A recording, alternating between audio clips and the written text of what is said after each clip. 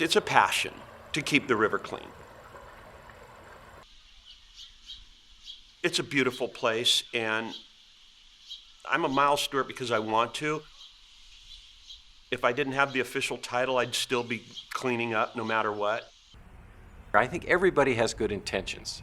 I don't think anybody is sitting saying, what can we do to destroy the Parkway?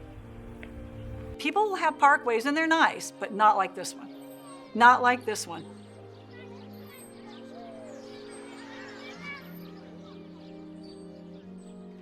A great park is more than land, wildlife, and recreation. It is the people who use it to refresh themselves and the communities whose values it represents. This parkway is treasured by all who come to experience this tranquil beauty in the middle of the urban core.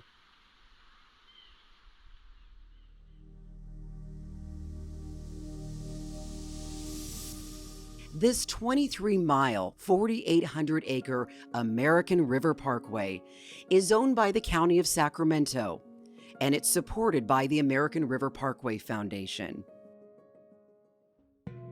But our parkway is in danger, and if left alone, the results could be devastating. So my name is Keith Wade. I'm a captain and the public information officer for the Sacramento City Fire Department. When we have incidents out on the American River Parkway, they can be challenging.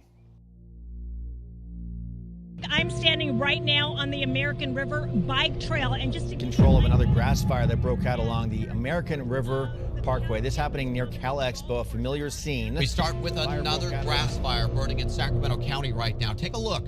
You may be seeing smoke from this that's burning along the American River Yet another Parkway. Sacramento Fire Department engine making its way inside and responding to yet another fire on the American River Parkway. And tonight, dramatic. I can tell you in my 20 years here, we've definitely seen an uptick in fire activity out on the American River Parkway. These fires threaten homes, they threaten lives, they threaten businesses, they threaten the safety of the first responders and the law enforcement that move out into those areas to fight the fire. So when we have fire activity, it's usually human caused, it's usually originating near an encampment, and people are doing activities that are unsafe. Any open flame out here, especially in an afternoon, when humidity is low and you have a little bit of a wind, recipe for disaster. Tragedy can happen fast.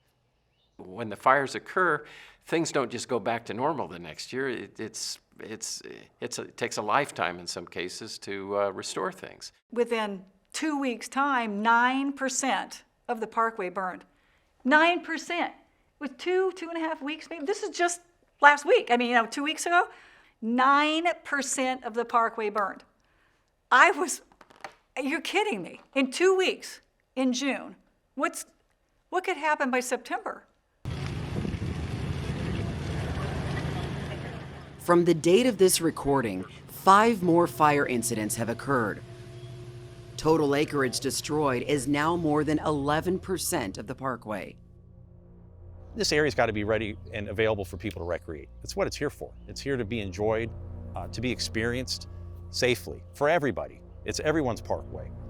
But when we have these large-scale fires, everyone needs to understand that this isn't a fire department problem out here. This isn't a law enforcement issue. It's not a city problem or a county problem or even just a regional problem. It's an everybody problem. It's all of our responsibility to ensure that this place is maintained, it stays safe, and future generations can enjoy it.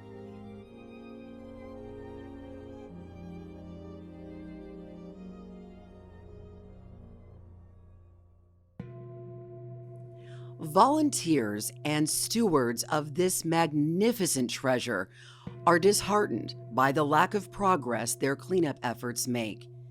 Their voices echo the concerns of many when it comes to the threats of wildlife, water quality, and safety. The following statements are from mild stewards who are currently aware of parkway conditions.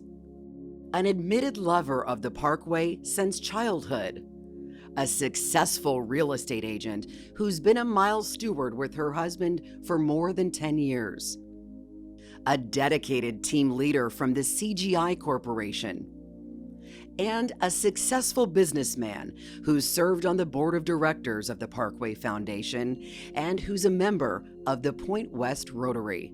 It used to be that primarily when you went out and you policed an area, you found the normal types of litter associated with recreation.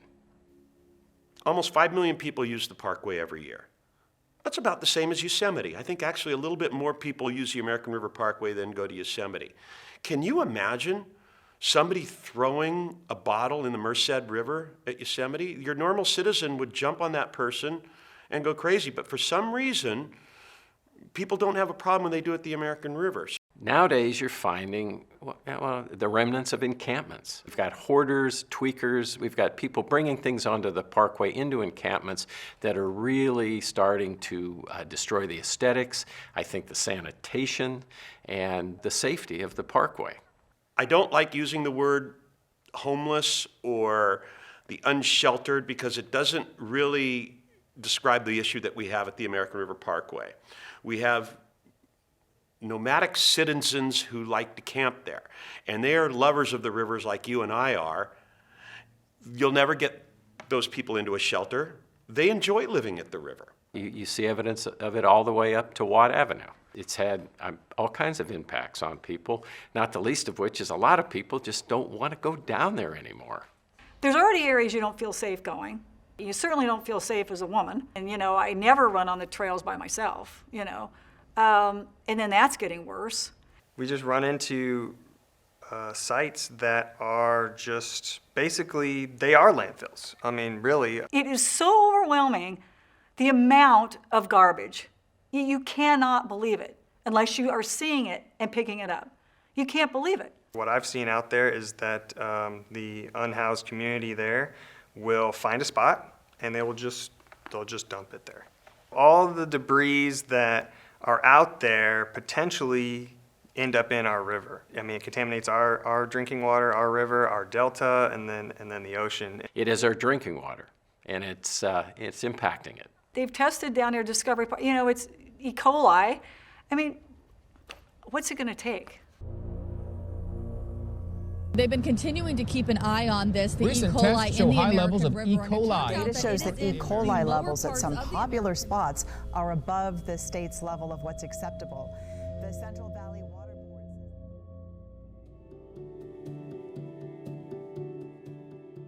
We as a community have to ensure that the vision of our Parkway forefathers to set aside land for all to enjoy will carry on. My approach over the past 10 years has changed because I do interact with the campers. And it's more of a message of keeping the place clean. I give out bags. I don't try to pass judgment because I know they're there because they love the river, but you can't trash the place. We can prevent what's going on, and so far we seem to collectively lack the will to do it, or at least to do it right. And that's got to change, or there's not going to be any Parkway to save. So the issue I'm finding is, I want to say it's a drug issue, but I don't want to be that broad. It's a methamphetamine issue, and that is what I run into. Very few of the campers I come across on the river aren't involved in methamphetamine. And the river provides a safe place for them to go tweak out.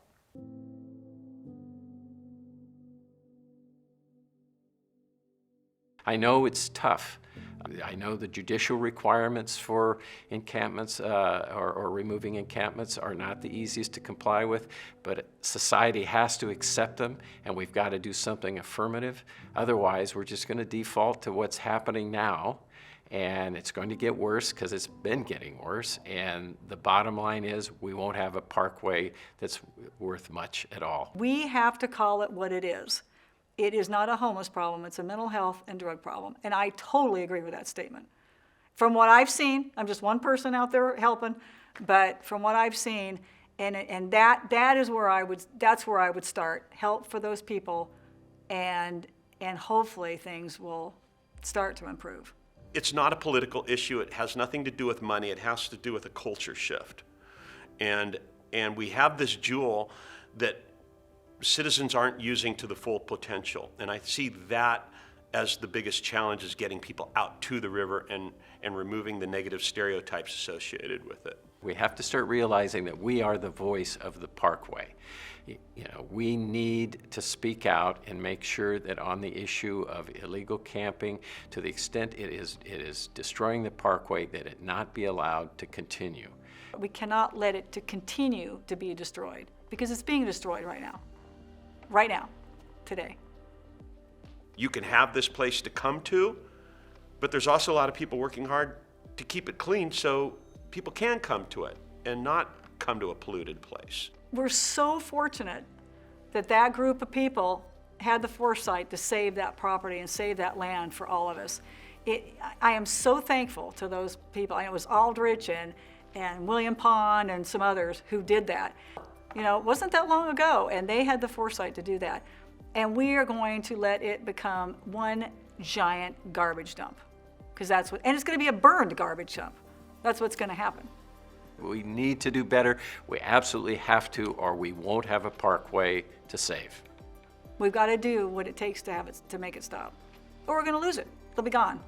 Just mow it all down and build houses, I guess.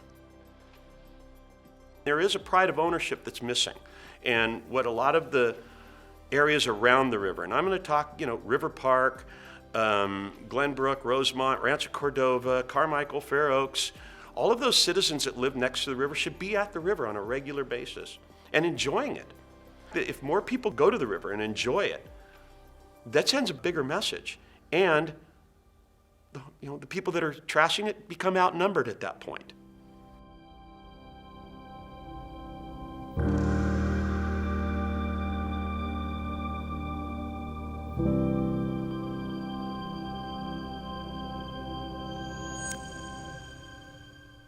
Please become a voice for the American River Parkway by contacting your elected representatives. The Parkway belongs to all of us, and it's up to everyone to ensure its future.